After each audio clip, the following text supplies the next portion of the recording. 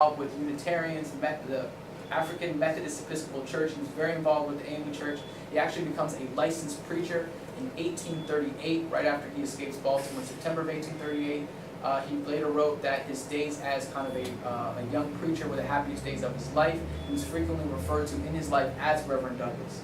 Metropolitan AME Church, which is at 1518 M Street Northwest, is the church that Douglass attended. Frequently, he actually gave candelabras to the church when the current building was opened in 1886. Next slide, please. So Douglass writes an autobiography in 1845, 1855, 1881, and then updates his 1881 edition in 1892 after he had gone on his European Egyptian world tour, and also after he had served as minister to Haiti. So some of this stuff, like I said, there's a lot of speculation on Douglass. For this presentation, I'm not going to talk about all these cliches. I'm just going to literally tell you what Douglass wrote himself. So Douglass writes about Egypt in great detail in his 1892 edition of Life and Times. Egypt is mentioned 19 times. And there have been some scholars that are big on these transatlantic studies right now. There's been a lot written about Douglass in Ireland. There's material been written about Douglass when he travels to Italy. And a historian at the University of Maryland, I think, has misinterpreted Douglass's European trip, where this historian says that Rome was critically important to Douglass. But I would argue that Egypt was really the focus of his tour.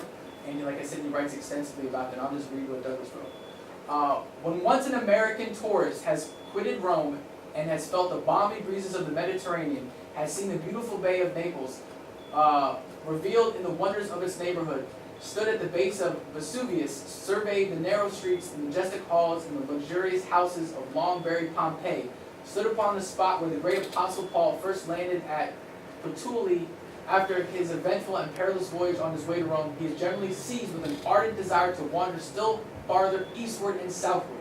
Sicily will tempt him, and once there, and his face turned towards the rising sun, he will want to see Egypt, the Suez Canal, the Libyan desert, the wondrous Nile, land of obelisks and hieroglyphs, which men are so well learning to read, land of sphinxes and mummies many thousand years old, of great pyramids and colossal ruins that speak to us of a civilization which extends back into the misty shadows of the past, far beyond the reach and grasp of authentic history.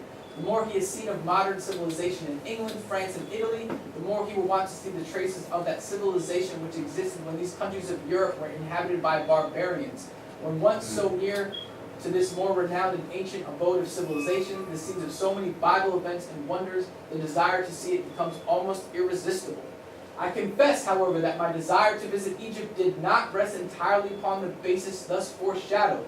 I had a motive far less enthusiastic and sentimental, an ethnological purpose, in the pursuit of which I hope to turn my visit to some account in combating American prejudice against the darker colored races of mankind, and at the same time to raise colored people somewhat in their own estimation and thus stimulate them to higher endeavors. I had a theory for which I wanted the support of facts in the range of my own knowledge.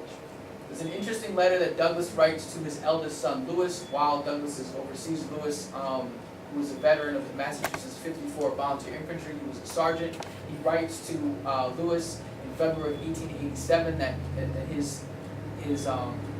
Douglass was almost operating as a journalist while he was in Egypt. He was like investigating the history of Egyptian civilization, because Douglass thought that this was very, very empowering, and that folks in America should not, European folks as well as black folks, should know the history of Egypt because it could be very empowering. And as John Henrik Clarke, who's a fascinating historian, has said, that history should be liberating to people, and that the study of history and the understanding of history should give peoples, whatever those peoples are, a certain newfound self-confidence in themselves and their history. And because there's all sorts of, if you don't know your history, you're bound to repeat it, all these various things. And, in America, in this country, the textbooks like "White Man Lies" is a phrase that, history has not been, African American history or black history has not been taught. It's been concealed, it's been perverted, and Douglass in his own day was very cognizant of this. Next slide, please. So Douglass continues. this is actually, he's describing, he's now in Egypt. He said, a long line of camels attended by 3 or 4 Arabs came slowly moving over the desert. This spectacle, more than the language or customs of the people, gave me a vivid impression of Easter life, a picture as it was in the days of Abraham and Moses, in this wide waste, under this cloudless sky, star-lighted by night and by a fierce blazing sun by day, where even the wind seems voiceless. It was natural for men to look up to the sky and stars and contemplate the universe and infinity above and around them, the signs and wonders in the heavens above and in the earth beneath.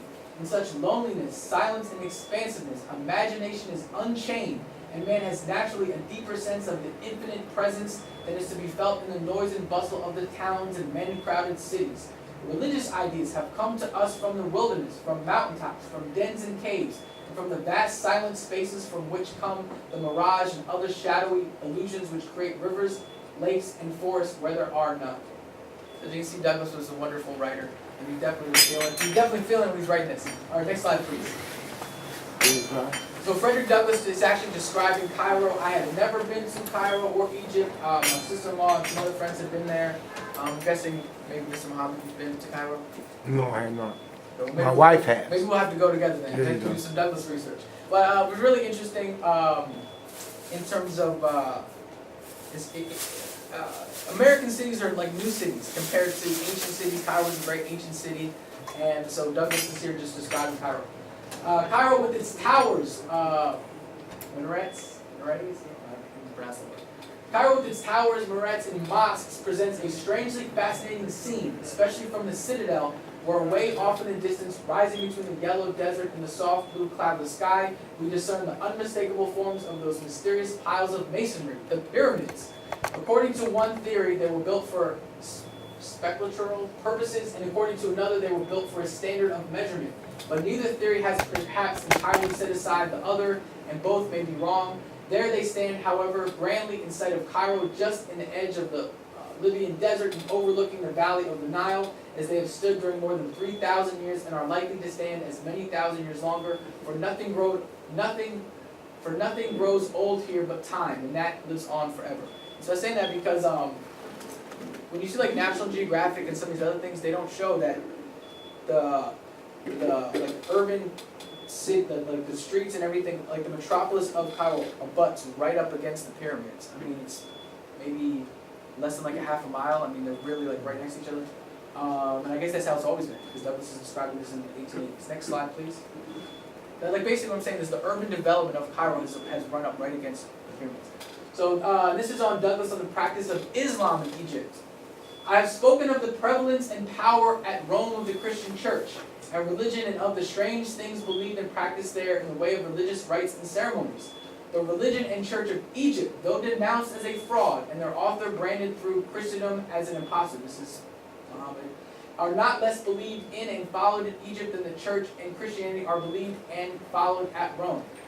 So essentially he's saying that they're equal, or Douglass is viewing them as equal, which he's saying that it's wrong when people don't believe them. 200 million of people followed Muhammad today, and the number is increasing. Annually in Cairo, 12,000 students study the Quran with a view to preaching its doctrines in Africa and elsewhere.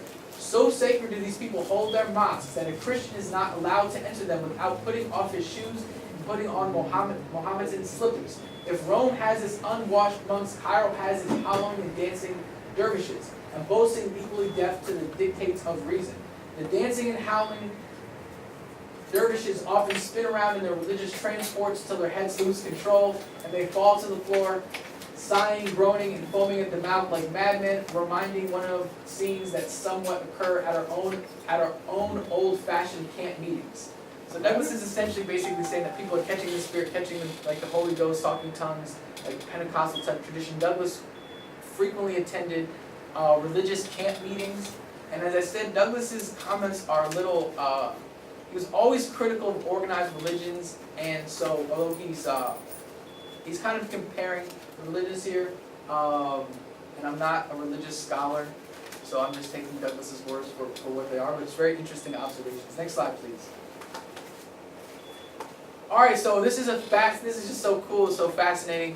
When Douglass visits Egypt, he's in his late 60s, but Douglass was about 6', 6'1". He walked actually in this community. Frederick Douglass Jr. actually lived on Nichols Avenue, which is today Martin Luther King Jr. Avenue.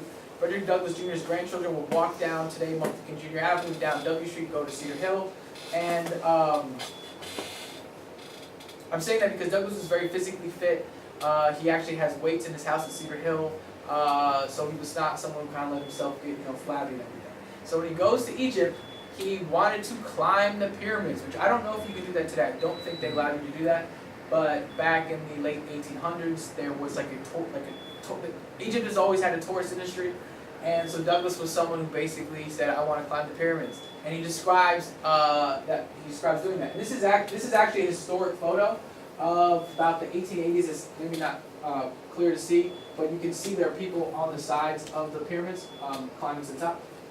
Basically, what would happen is you have like an assistant or two, and they would help you climb to the top. When Douglass describes this. One of the first exploits a tourist is tempted to perform here is to ascend to the top of the highest pyramid. The task is by no means an easy one, nor is it entirely free from danger. It is clearly dangerous if undertaken without the assistance of 2 or more guides. You need them not only to show you where to put your feet, but to lift you over the huge blocks of stones of which the pyramids are built. For some of these stones are from 3 to 4 feet in thickness and height. Neither in ascending nor descending is it safe to look down. One misstep and all is over. But Douglass was fearless. I went with 70 years on my head to the top of the highest pyramid, but nothing in the world would tempt me to try the experiment again. I had 2 Arabs before me pulling and 2 at my back pushing, but the main work I had to do myself. I did not recover from the terrible strain in less than 2 weeks. I paid dearly for the venture. Still, it was worth something to stand for once on such a height and above the work in the world below. Taking the view altogether, the character of the surroundings, the great unexplained and inexplicable Sphinx, which that's Napoleon shooting at it, the pyramids and other wonders of Saqqara, the winding river of the valley of the Nile, the silent, solemn, and measureless desert, the seats of ancient Memphis and Heliopolis, the distant mosques, minarets, and stately palaces, the ages and events that have swept over the scene, and the million on millions that have lived, wrought, and died there. There are stirred in the one who beholds it for the first time thoughts and feelings never thought and felt before. While nothing could tempt me to climb the rugged, jagged, steep, and perilous sides of the Great Pyramid again, yet I am very glad to have had the experience once, and once is enough for a lifetime. So it's just a really interesting story that Douglass climbed to the top of the pyramid, and what that meant to Frederick Douglass as someone who was born as an American slave and then advised presidents. It's a really just interesting. Must have had really, it describes his deep emotions. And also, going back to the next or previous slide, which you don't have to go to, just making a point, that I believe is still not really understood. There's no consensus among archaeologists and scientists or engineers of how the pyramids were actually built. There's different philosophies and thoughts, but it's essentially an engineering marvel that is really fascinating because this is before we had gas power, electric power, everything was just basically manpower. But actually the engineering of how the pyramids was built is still not clear, which I think is really fascinating.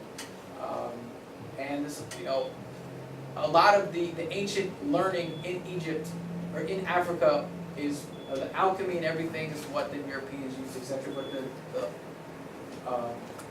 so it's just cool. The Douglass pyramids. Next slide, please. Okay, these are more historic photos. This is from about the 1870s. These are possibly Americans or Europeans traveling and kind of visiting the pyramids. And here are kind of the Arab guys, which are wearing kind of, I guess, traditional like Islamic garb. And this is actually the entrance of the Pyramid of Giza. So what happened is you essentially, you didn't have to make an appointment. You could just go to the pyramids. And I don't know what the cost was, or what kind of all the details. I'm sure they have material written about it. But you say, well, I want to climb to the top of the pyramids, and that's what they did. And so Douglass is obviously very cognizant that essentially Arabs or Muslims, followers of Mohammedan, were the ones that helped him do so, and that they were kind of the guardians of the pyramids, which I did not include. He writes a little bit about that, but about that, like the Crusades and the religious history. The religious history is very, very violent. And Douglass writes that about, essentially he's very interested that in his experience in Egypt, that the followers of Muhammad are very, very peaceful, and he alludes to basically their character helping people up the pyramids. Next slide, please. All right, this is a little bit of speculation, which I don't like doing this speculative history because I think that's really bunk, and I don't think people should do. I think you should know what you're talking about. But this is fascinating. This was about 5-6 years ago. There's a Ranger Paul Gross, who no longer is at the Douglass house. But I was actually I've taken many tours of the house over the years, and just do it for whatever reason, like to refresh my mind or something. And you always learn something new. And so my friend William Alston L., him and I would frequently just tour the Douglass house. And I guess the first time that I went with William, this is, I don't know if anyone knows where this is. This is the wallpaper on the second floor of the house. And the Rangers could tell you if this is the original wallpaper. I'm not sure that it is, but it is historically accurate. That basically, when they did the restoration of the house, that there were photos and materials that they essentially, the house looks today the way that it did when Douglass was there. It's been very, very deliberate. Downstairs he has kind of more like tropical wallpaper.